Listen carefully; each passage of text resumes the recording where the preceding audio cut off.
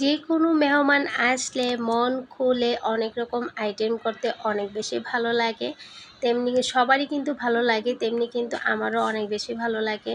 ভর্তা, মাছ, মাংস, শাক, সবজি, পোলাও, সাদা ভাত, ডাল সব কিছুই করতে ভালো লাগে। তো সেরকমই একটা ইফতারের দিন ছিল, তারপর একটা দাওয়াতের ব্লগ ছিল আর কি।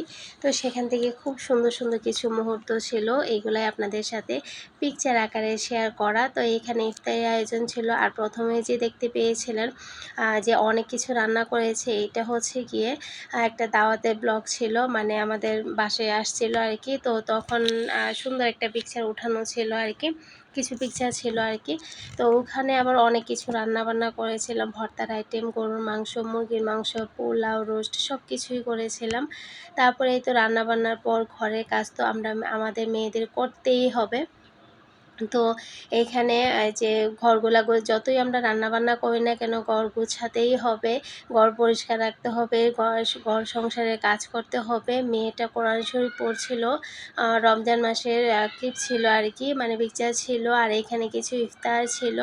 তো এই তো সব কিছু দিয়ে সাজিয়ে গুছিয়ে রেখে দিয়েছিলাম। তো যাই হোক, সবাই অনেক বেশি ভালো থাকবেন, সুস্থ থাকবেন। খুব সুন্দর কিছু পিকচার শেয়ার করলাম আপনাদের সাথে। সবাই ভালো থাকবেন, সুস্থ থাকবেন। আল্লাহ হাফিজ।